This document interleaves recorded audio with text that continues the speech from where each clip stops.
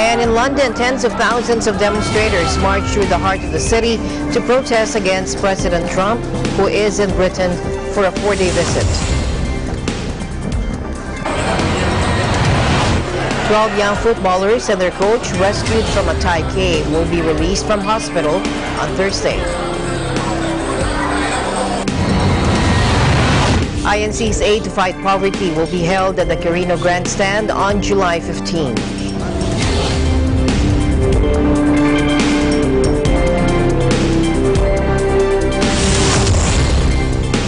I'm Almo Angeles, wherever you're watching from around the world. Thank you very much for joining us tonight, and now to the news.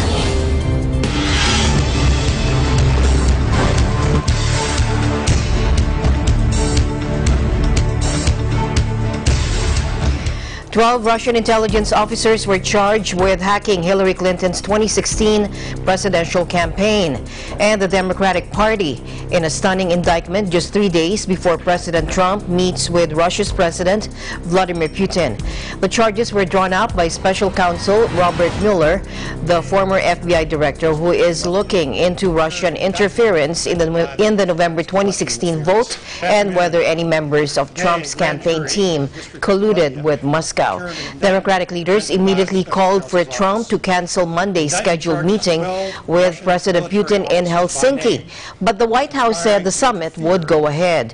The 29-page indictment accuses members of the Russian Military Intelligence Agency, known as the GRU, of carrying out large-scale cyber operations to steal Clinton campaign and Democratic Party documents and emails. Today, a grand jury in the District of Columbia returned an indictment presented by the Special Counsel's Office.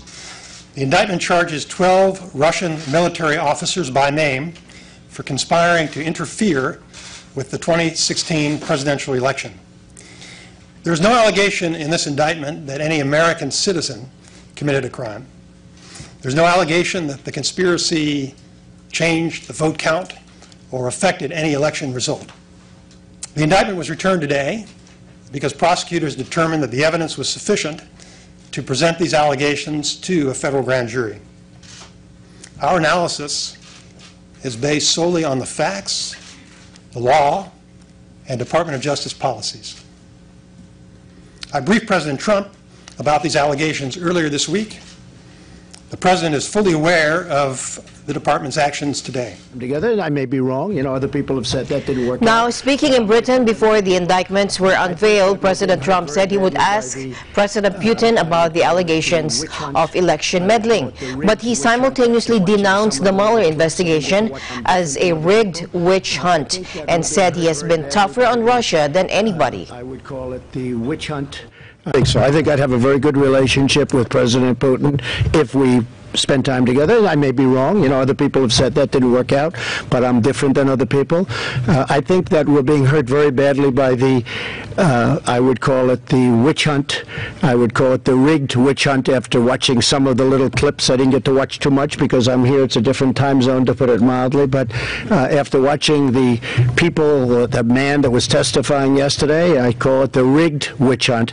I think that really hurts our country and it really hurts our relationship with Russia.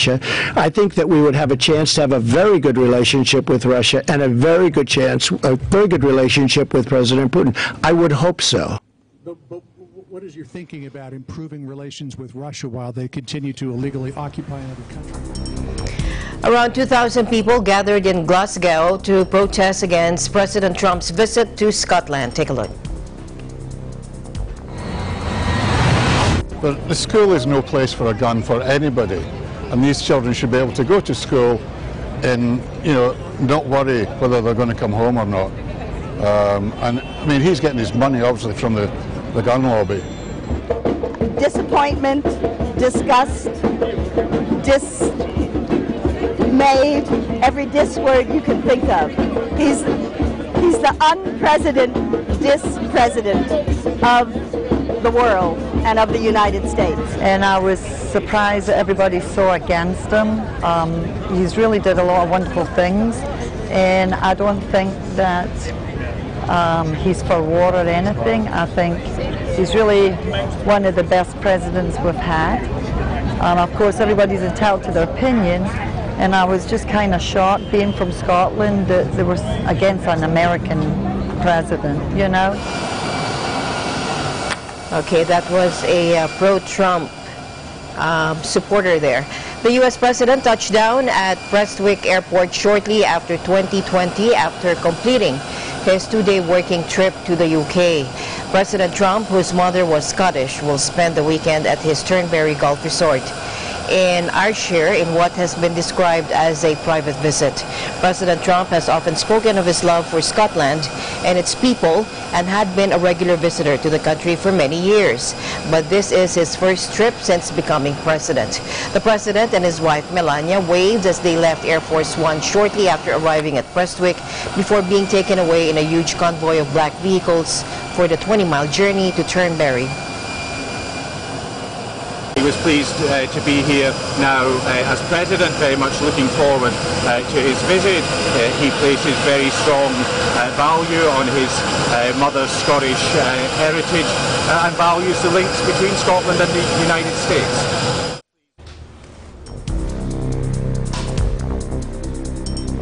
Now, earlier in London, tens of thousands of demonstrators marched through the heart of the city to protest against U.S. President Trump, who is in Britain for a 4-day visit. Hashtag Dump Trump. This is the carnival of resistance, and my mom doesn't like you, and she likes everyone, read some of the signs held up by protesters as they marched down Oxford Street towards Trafalgar Square. No Trump, no KKK, no fascist USA, according to the protesters chanted. Some protesters banged on pots and pans, others blew on trumpets, and many held up orange Stop Trump balloons. And it's amazing, the turnout's amazing, all kinds of people, all here to say we reject Donald Trump and we reject what he stands for. Because Trump is not welcome in this country. He's a racist and he's not presidential at all. He's not welcome at all.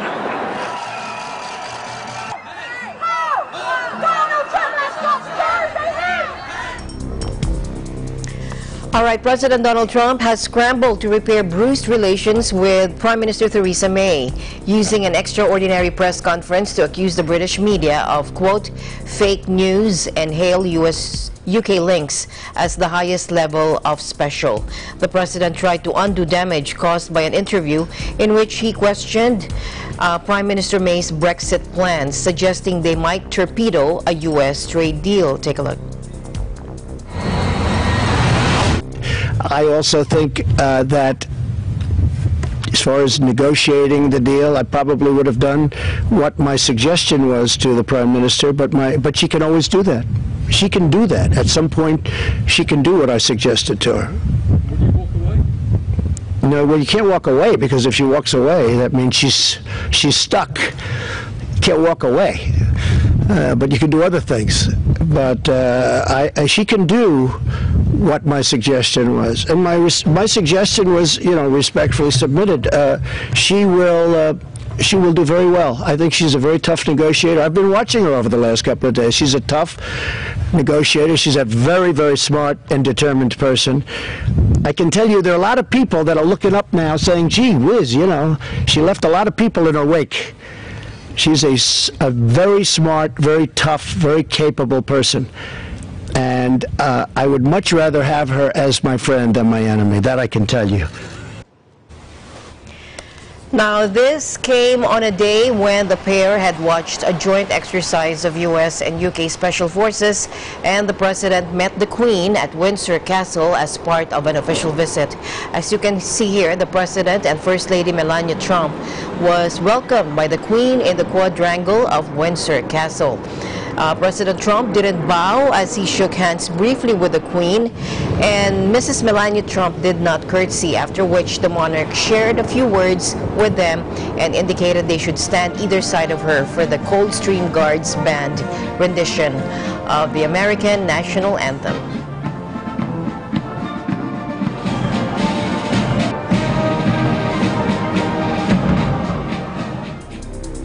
Now, U.S. President Donald Trump said he's okay with British Prime Minister Theresa May's Brexit strategy and is hopeful the two countries could strike a trade deal also a day after excoriating her policy. Once the Brexit process is concluded and perhaps the UK has left the EU, I don't know what they're going to do, but whatever you do is okay with me. That's your decision. Whatever you're going to do is okay with us. Just make sure we can trade together. That's all that matters. My right honourable friend has stated... Now, Prime Minister May said the U.S. was keen to do a deal with the UK, adding we will do a trade deal with them and with others around the rest of the world. She maintained the government's Brexit agreement, which has come under fire from supporters of a hard Brexit, delivers on the referendum vote. By the end of tomorrow. Attempted murder using a weapons-grade nerve agent in a British town was not just a crime against the Skripals. Now we have more updates on the protests in London against President Trump's visit there. Here's our correspondent there, V. Season. Okay, we're here in Windsor Castle in Trump's second day in the United Kingdom to meet Her Royal Highness Queen Elizabeth II. Large crowds were gathered here outside the main gate amid clashing opinions. There is also a large armed police presence guarding the main entrance of the castle, but people here are to voice their opinions on this very occasion. Donald Trump has avoided going to London because he says he feels very unwelcome. So he's here in Windsor Castle at the moment meeting the Queen, and then he flies off to Scotland. And I've come here today to support the pro-Trump lobby. I like Trump. We want politicians in this country, England, who've got guts. Our politicians have no guts, and at least Trump stands up for his own people. In this country, if you're blonde and English, you are not wanted. I'm blonde and English, and I will not give it up for anyone. I just felt that I ought to make an effort to explain that he's not welcome.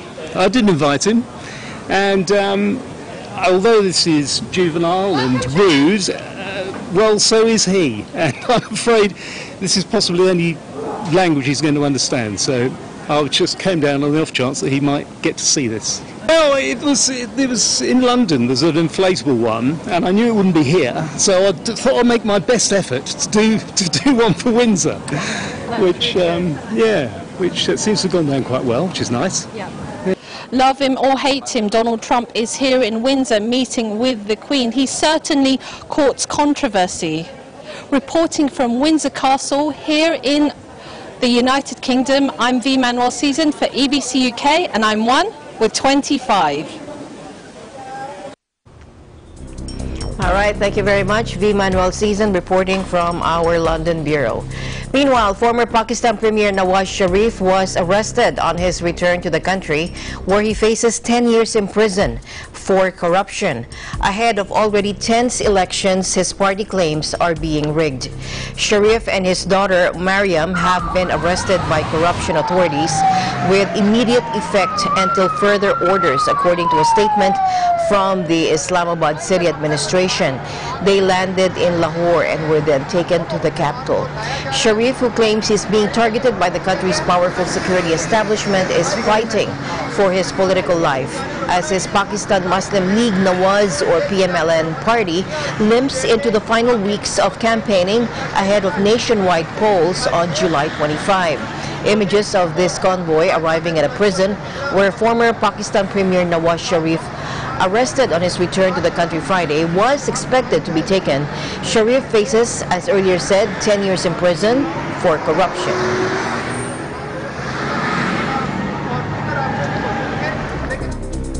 A suicide blast ripped through a crowd at a political rally in southwest Pakistan Friday, killing 128 people and wounding 150 in one of the deadliest attacks in the country's history.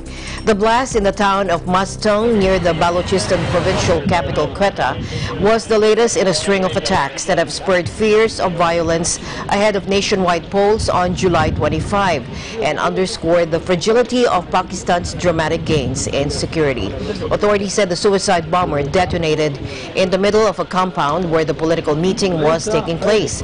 Among the dead was Siraj Raisani, who was running for a provincial seat with the newly formed local Balochistan Awami Party.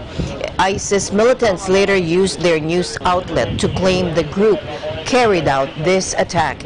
ISIS has carried out a number of attacks in the region bordering Afghanistan in recent years. However, security has improved since the military managed to clear large swathes of territory. Friday's bombing was the deadliest attack since militants from the Pakistani Taliban assaulted an army-run school in Peshawar in December 2014, killing 141 people, 132 of them were children.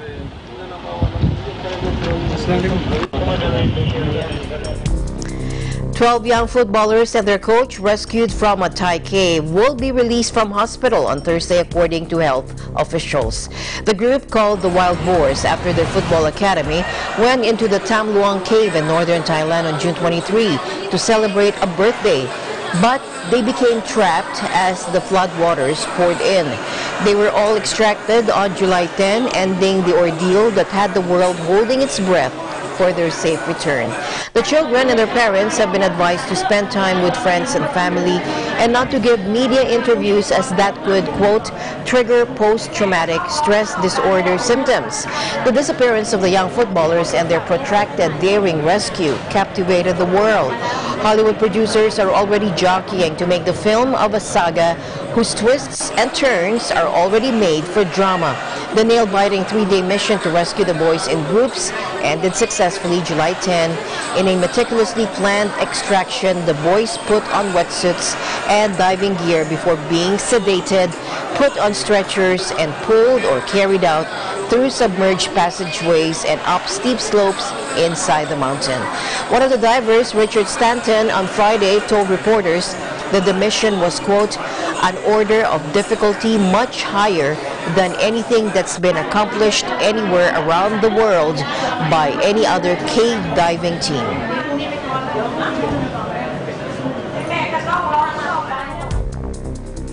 To India now. These two men were young and well-educated, gregarious, dreadlocked musician Nilotpal Das, 29, and his businessman friend Abhijit Nath, 30, were both beaten to death by a crazed village mob wielding bamboo sticks, machetes, and rocks as they were driving back from a day in the country near a popular waterfall. Take a look.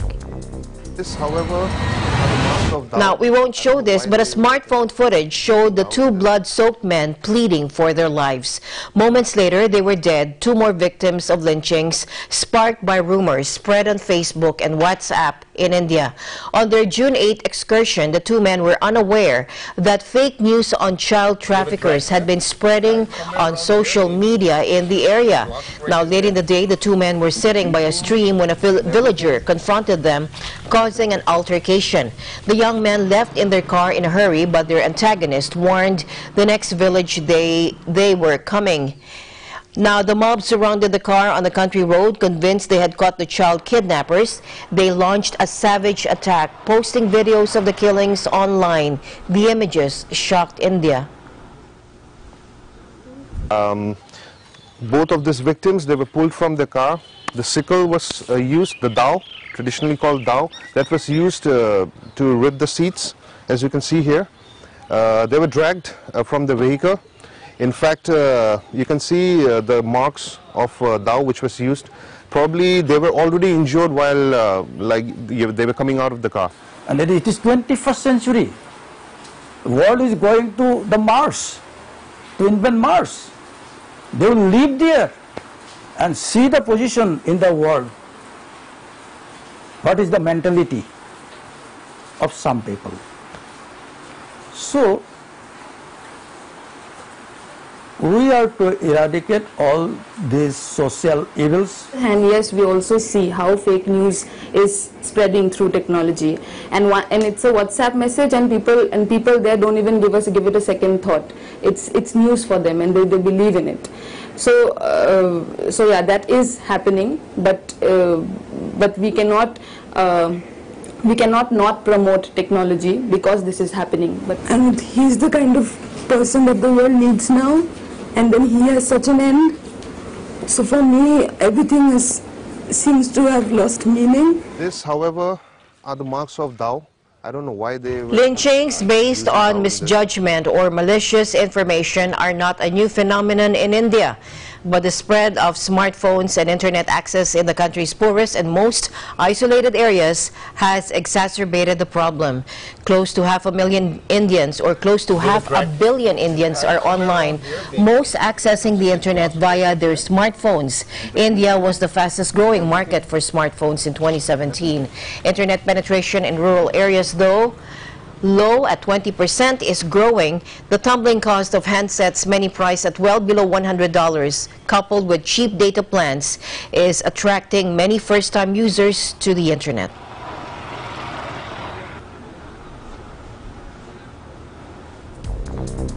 After more than a year of discussions and consultations among member states, local officials, civil society, and migrants themselves, the text of the Global Compact for Safe, Orderly, and Regular Migration was finalized on Friday. Take a look.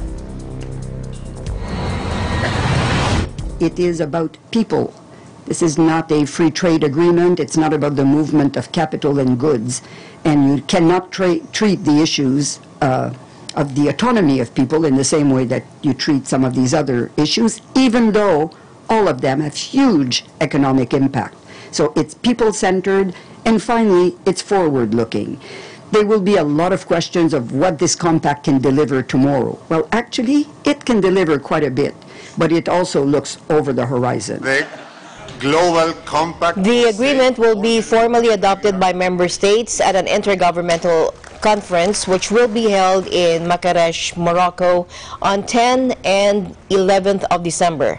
Asked about the United States' non-participation in the agreement, General Assembly President Miroslav Lajcak said, "For communities in which they settle and for the people that they leave behind." It would be much better if the U.S. were part of the effort.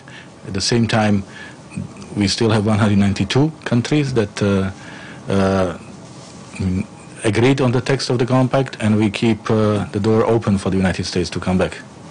For migrants, for the communities in which they settle, and for the people that they leave behind, the Global Compact presents a blueprint for hope. Human mobility will be with us as it has always been. Its chaotic, dangerous, exploitative aspects cannot be allowed to become the new normal.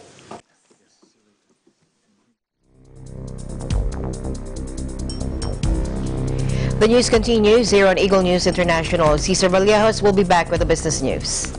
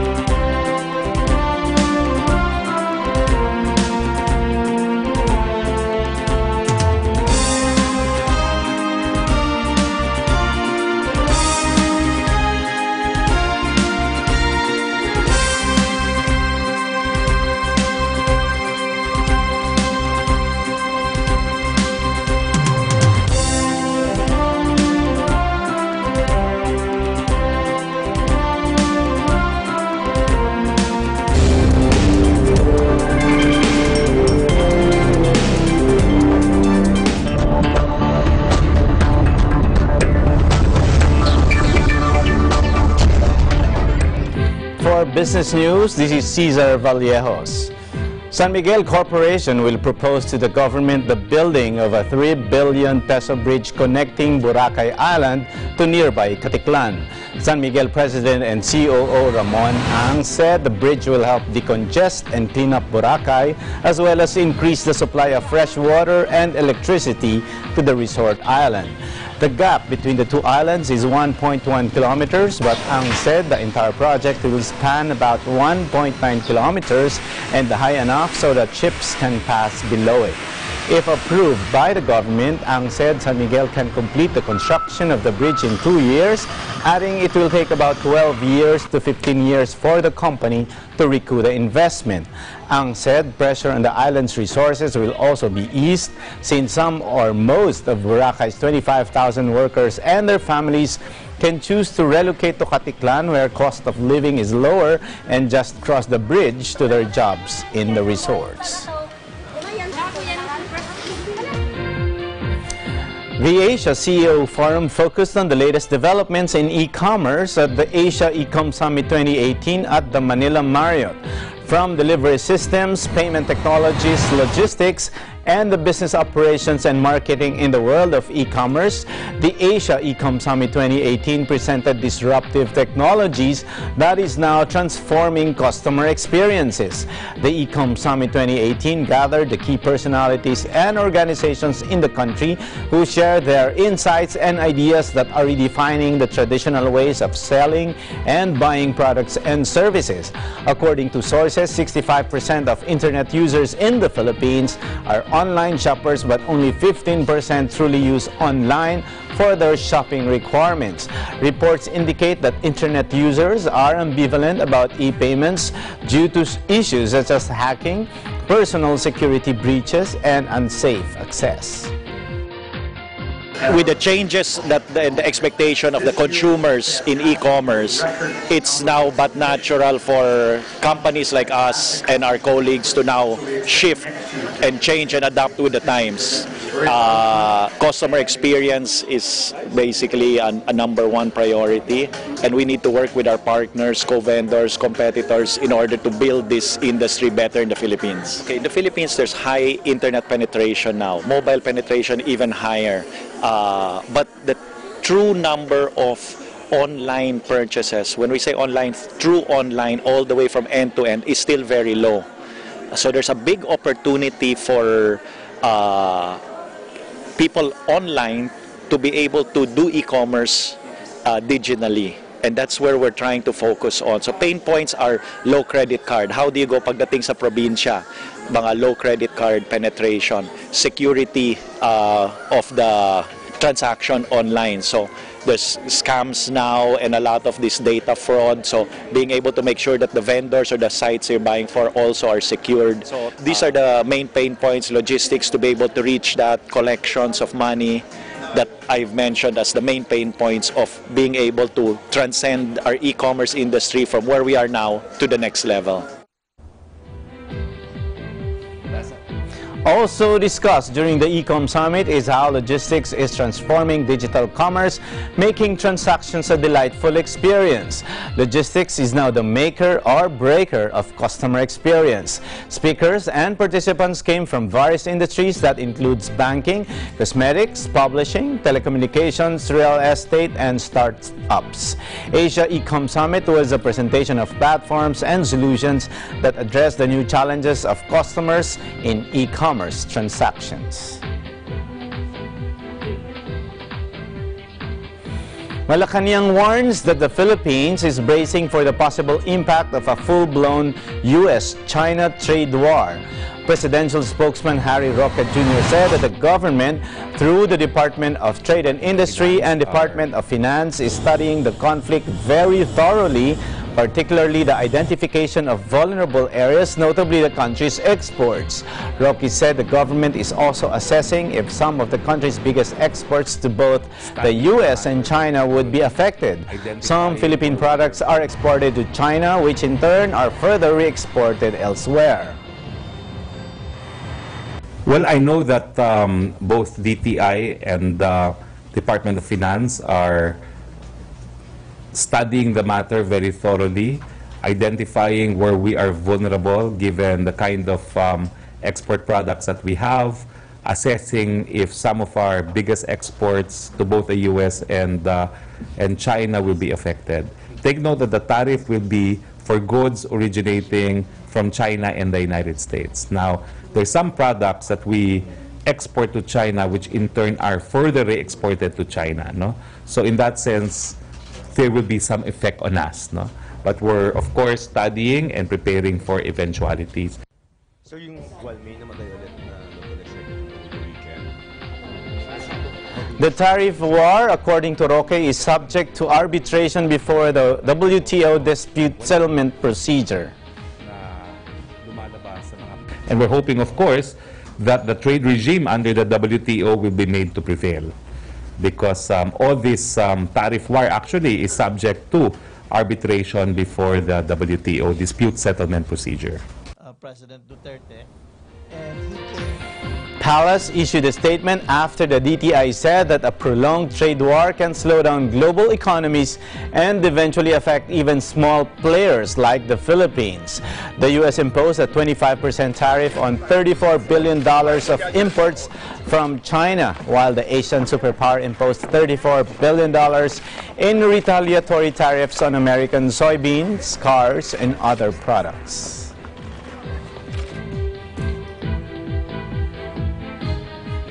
The Bangko Sentral ng Pilipinas said that only 1/4 of all Filipinos own bank accounts, while the rest have lack of funds or lack of need as their primary reasons for not having a bank account. In a statement, the central bank said the results of its latest financial inclusion survey show that about 15.8 million Filipino adults had funds deposited in banks and other financial institutions as of the end of 2017. Representing 22.6% of the country's total population, this marks a slight improvement over the 22% of Filipinos who had bank accounts in the survey's first edition in 2015. BSP said ownership of an account that can be used to save money, receive salaries, send or receive remittance, and pay bills is a basic indicator of financial inclusion.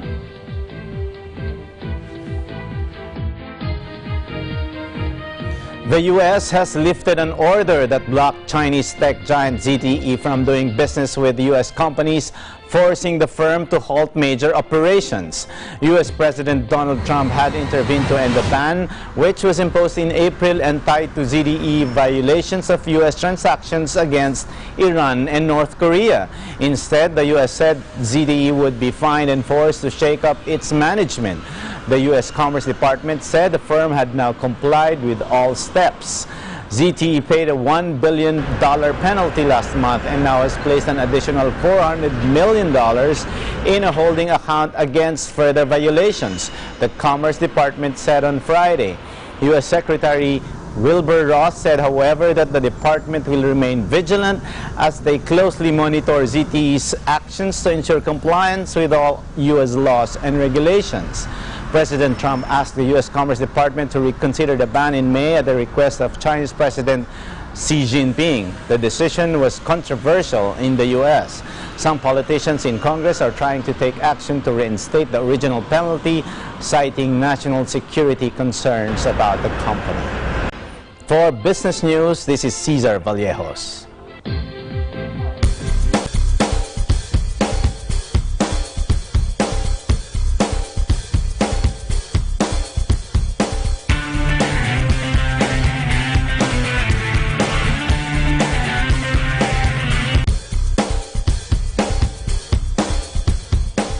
Hello, I'm Jeffrey Angeles, and this is Tech News. Well-known artificial intelligence humanoid Sophia talks about robots and the future at the Industry 4.0 Summit in Vietnam. Watch this. I think we can build the future together. AI and robotics can relieve humans of repetitive tasks. I also believe that, in the future, robots will collaborate with humans to make new discoveries. Robots do not require oxygen. We can be built to be heat resistant, cold resistant, water resistant, and shock resistant. We can go where humans cannot in order to conduct scientific research. There are many goals we will achieve together. She was designed by Hong Kong firm Hanson Robotics and can express emotions using a number of facial expressions thanks to motors under her skin. In October 2017, she was granted Saudi citizenship. Driving down costs and boosting efficiency can drive economic growth. This has had a major impact in the manufacturing and medical industries. The United Nations sees technology and innovation as key factors to achieving the SDGs faster. That's because solutions can be tested quickly and upscaled faster than ever before.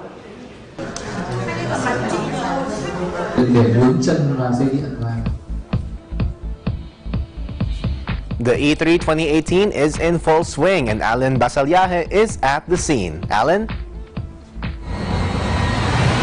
We're inside the Los Angeles Convention Center for E3 2018, where over 60,000 guests are expected to participate in this year's quintessential video game expo.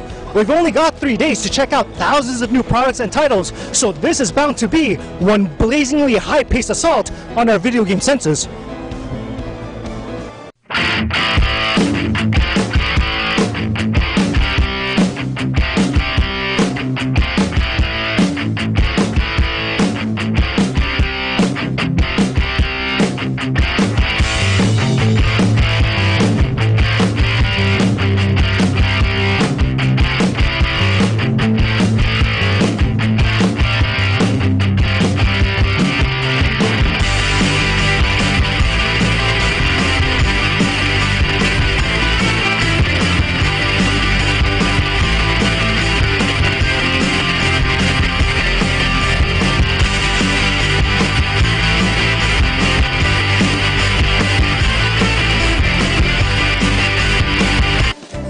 I love cartoons, so when I heard that one of Cartoon Network's most popular shows had a game in development, I immediately power walked my way over here. So join me, if you will, for adventure! Specifically, Adventure Time Pirates of the Enchiridion. What the? How we get into the middle of the ocean? Take to the seas as Finn,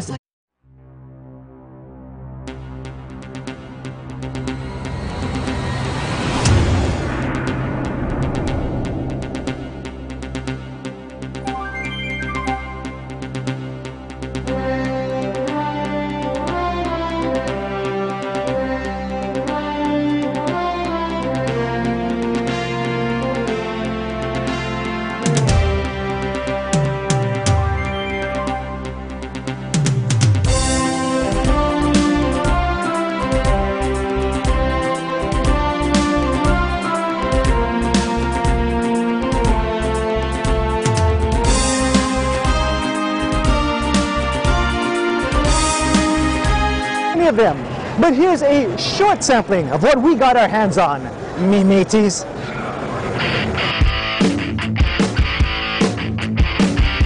Everyone's favorite friendly neighborhood wall crawler looks like a polished gem, thanks in large part to game developer Insomniac. You can find Spidey taking the fight against the baddies onto the streets of New York City, but where you won't find him is on the Xbox One, because this game has been announced as a PS4 exclusive. Thwip thwip. Kingdom Hearts was a crowd favorite at this year's show, and what playable demo of this beloved franchise would be complete without some acrobatic keyblade action from our guy Sora? For high-octane racing, you really can't beat Forza Horizon 4. Set in the UK, players tackle road conditions affected by the changing seasons, all the while driving through some pretty breathtaking scenery. And my personal #1 pick for most anticipated game goes to Cyberpunk 2077. There was a 50-minute extended demo that we're not allowed to show, but take my word for it, this game will break new grounds. Last stop on our Day 1 tour was at Indiecade. They'll have their own festival later on this year, but E3 was definitely a stage they wanted to stand on. And despite going toe-to-toe with some heavy hitters, these independent game developers weren't about to pull any punches. That'll do it for today's coverage of E3 2018. But stay locked into Eagle News for our continuing report of E3 Day 2, which starts very soon. You don't want to miss it. Reporting from the Los Angeles Convention Center at E3, I'm Alan Basoyahe for Eagle News, and I'm 1 with 25.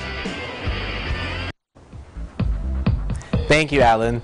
Latin America's largest solar park with 2.3 million solar panels covering the equivalent of 2,200 football fields sits in the middle of the Mexican desert in the arid northern state of Coahuila. Driving through the endless dunes and cacti of the Chihuahuan Desert in northern Mexico, a shimmering blue field suddenly appears on the horizon. Not a mirage, but the largest solar park in Latin America. This silent stretch of sand in the state of Coahuila is the spot the Italian energy giant Enel picked to build the Villanueva power plant. 2.3 million solar panels that sprawl across a sun-soaked area the size of 2,200 football fields. When the plant reaches full capacity later this year, it will supply enough electricity to power 1.3 million homes. It is the biggest solar project in the world outside China and India. The panels are designed to turn in tandem with the sun, like a field of metallic sunflowers. They are part of Mexico's push to generate 35% of its electricity from clean sources by 2024. Mexican Energy Minister Pedro Joaquin Caldwell recently said they would lead to the construction of 40 solar parks and 25 wind projects. Mexico, which had 9 solar parks in 2015, aims to have 68 by 2021.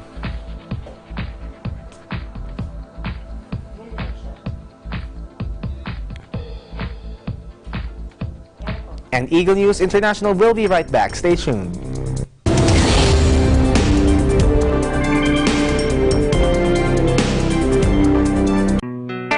Health is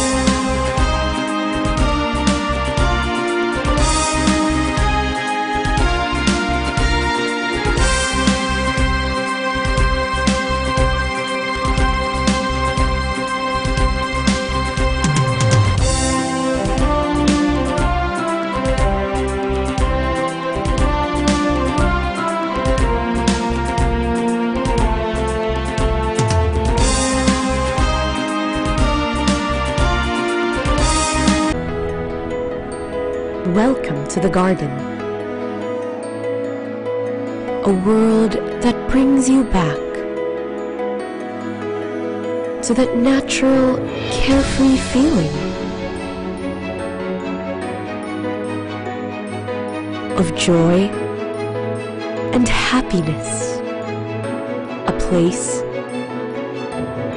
where art becomes your song to strengthen bonds. Creating your moments, kindling your passion,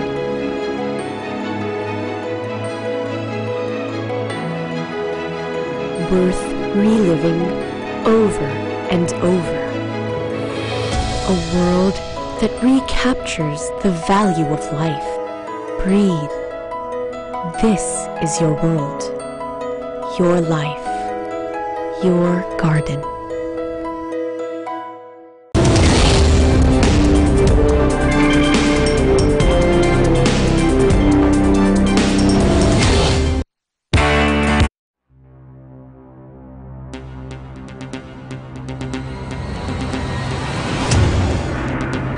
Welcome back. The Church of Christ continues with its advocacy to fight poverty and help more of our needy fellow men as it continues to launch programs in different parts of the world to aid communities in need. On July 15, the Church's Aid to Fight Poverty will be held at the Quirino Grandstand. Felix Y. Manalo Foundation Director Dr. Sergey Santos explains. Watch this. The Iglesia ni Cristo, or Church of Christ, has been doing humanitarian services and projects that helps the community at large, not just to the brethren, but to the whole community ever since the time of Brother Felix Y. Manalo's administration of the church. Today, at present, through the leadership of our beloved Executive Minister, Brother Eduardo Manalo, the church, or Iglesia ni Cristo, Church of Christ, has been doing outreach programs not just here in the Philippines, but across many countries in many time zones all over the world. Since last May 6, 2018, you might recall that the church, members of the Church of Christ, walked for a cause. If you remember, the worldwide walk to fight poverty. In the interval, we reached or performed services to socio-civic needs of those who are in need or in dire poverty in the continent of Africa. And now, I am happy to report that on July 15, 2018, this coming Sunday, through our Executive Minister, Brother Eduardo Manalo, the Iglesia ni Cristo will once again hold a large medical and dental mission as part of the Aid to Fight Poverty at Quirino Grandstand in Manila, starting 7 a.m. This activity is meant to reach out to everyone. So this is open not just to the brothers or the brethren, but also to everyone in the community who needs help. And nowadays, it seems that everyone else needs help. The church is offering free. Dr. Serge explains the free services offered on that day. The church is offering free medical and dental services with support from the diagnostics and the laboratory departments, meaning we will have free blood chemistries, complete blood count, urinalysis and even blood sugar determination. For the radiology department, we will have free x-rays, ultrasound, 2D echo, genetic screening for those pregnant women who are interested to know the gender of their children inside their womb. These are all free. And we have been doing this activity through the leadership of our Executive Minister for the longest time now. And now, we are now doing a very large activity in which we are capable of absorbing or the capability to help thousands of people that are in need will be in place come July 15. So we are inviting everyone, please come. And the church is extending its hand in help, in the hopes, with God's help, to alleviate and fight poverty. Consultations and both medical and dental will also be free. Free dental extractions for everyone. Our medical services includes the 4 general main services in which internal medicine, OBGYN, pediatrics, and surgery. So please come. He said that they are ready to accommodate thousands of patients to receive help and receive these services. Well, through the directives that we have gotten from the church administration, we are ready to accommodate more than 30,000 patients. We have never done that before. The largest one in a single venue that we held last year at Maharlika Village in Pasig, we accommodated 27,000. But now with this bigger activity it is in the hopes that we get to help in excess of 30,000. So the logistics, the medicine, the medical personnel that we will be involved will be able to accommodate from 7 a.m. onwards the whole day. We hope and we pray that we get to help a lot more people than that. So in excess of 30,000. And that's just medical and dental. Now the crowd, the estimate crowd, would be more than triple that. As of today, we have 200 volunteer medical doctors, 150 dentists, and 600 paramedics, among which are our nurses, medical technologists, radio technologists, and first aiders. And from the reports that we've been receiving from all over the districts that are involved, the 13 districts here in Metro Manila and the nearby provinces, we could at least confidently say that we will reach at least 1,000 paramedics. So that's a total of 1,400 medical personnel ready and enthusiastically there come 7 a.m. on Sunday. So please come. Now those are just brethren. But the brethren that report to us are also asking permission, which they were granted upon, that even non-member medical personnel are welcome to help.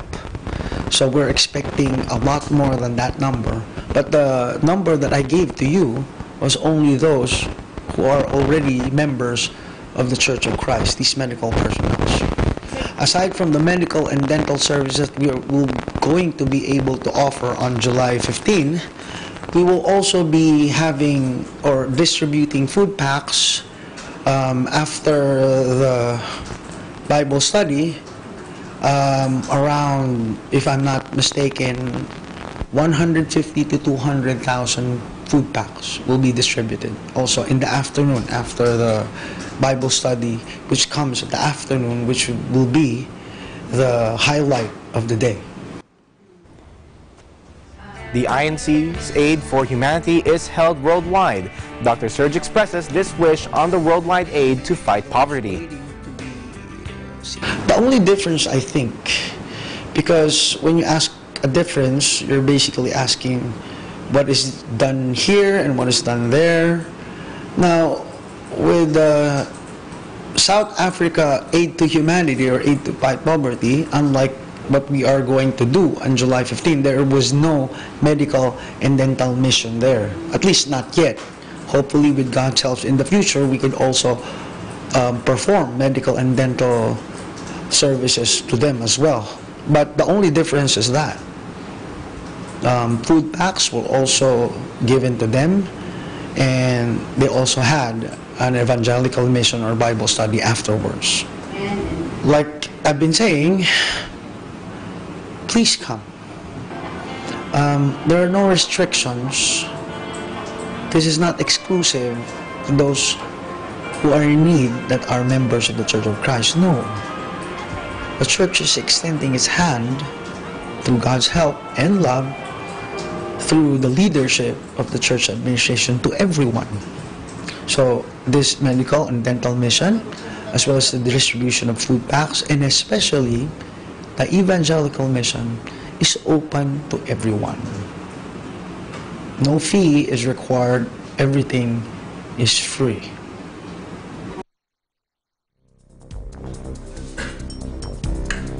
And that is all for me. I'm Jeffrey Angeles, and I'm 1 with 25. Eagle News International will be right back.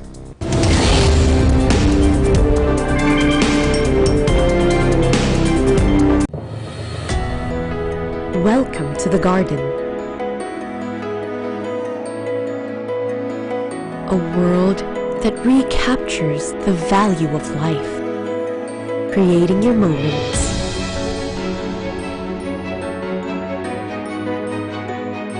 kindling your passion, worth reliving over and over. This is your world, your life, your garden.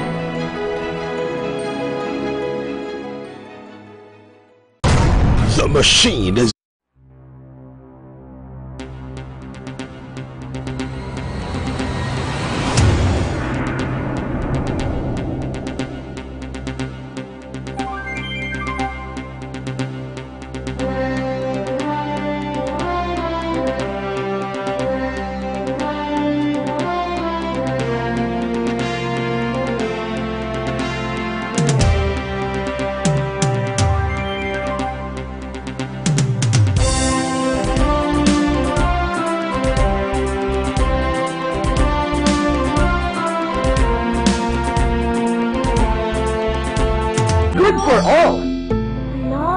Oops! Rated PG!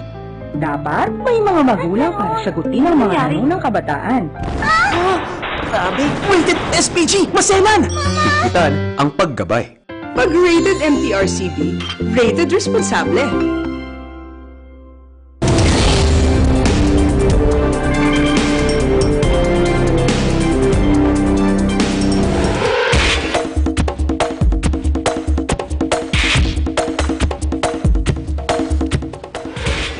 Welcome back. Filipino legend Manny Pacquiao weighed in Saturday comfortably under the 147-pound limit for his bid to win back the welterweight world championship against WBA champion Lucas Matthysse of Argentina. The only man to have won world titles in 8 weight divisions in a glittering 23-year career, the 39-year-old Pacquiao tipped the scales at 146 pounds. Argentine world champion Matthysse played up his 1-inch height advantage by looking down on Pacquiao as the two came face-to-face for the last time before Sunday's 12-round showdown in Kuala Lumpur. Matthysse came in the heavier man, only just under the limit at 146.7 pounds. As the official weigh-in was held in mildly chaotic scenes at the Malaysia International Trade and Exhibition Center. Pacquiao is challenging the machine, Matthysse, for the World Boxing Association welterweight belt on Sunday, knowing defeat could lower the curtain on one of the greatest careers in boxing history. But Pacquiao faced calls to retire. Pacquiao actually faced calls to retire from friends, family, and even his Hall of Fame trainer, Freddie Roach, when he lost the WBO belt to journeyman Australian Jeff Horn a year ago. A second successive defeat, this time against the dangerous Argentine at Kuala Lumpur's Axiata Arena, could see the veteran National Fist hang up his gloves for good. But victory for Pacquiao would see him become a 5-time welterweight world champion and extend his legendary status and his life in the ring beyond his 40th birthday in December. Pacquiao is going for his 60th victory since turning pro in 1995, but despite winning 38 of his first 47 fights by knockout, he has not stopped an opponent in 9 years.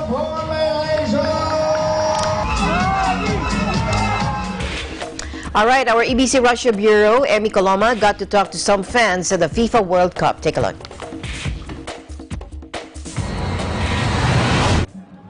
The FIFA Football International World Cup is hosted by Russia.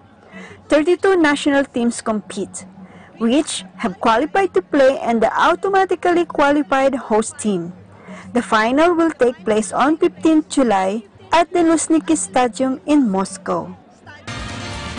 For the first time in the history of the FIFA World Cup, all eligible nations, the 209 FIFA member association, minus automatically qualified host Russia, applied to enter the qualifying process.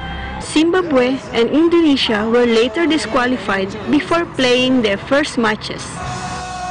Of the 32 teams, 20 make back-to-back appearances following the last tournament in 2014, including defending champions Germany, while both Iceland and Panama make their first appearances at the FIFA World Cup.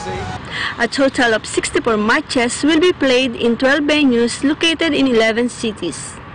Russia has thoroughly prepared for this event. They've secured the place like the Kremlin Red Square, where all the World Cup fans and players gather together before, after, and even during the games. People take selfie photos and video clips with different nationalities from Mexico, Argentina, Sweden, Egypt, Colombia, Tunisia, Peru, Saudi Arabia, Indonesia, Morocco, Australia, Germany, Japan, and of course from the host country, Russia.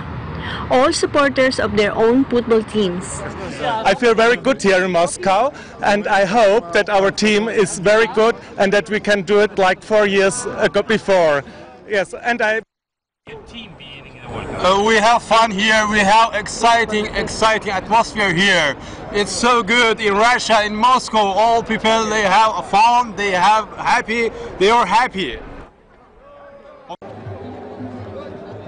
We will bring you updates at the crucial stages of the tournament. From the FIFA World Cup here in Russia, I'm Amy Coloma, and I'm 1 with 25. Thank you, Emmy, and that's it for tonight's broadcast. I'm Alma Angeles, always 1 with 25. Good night.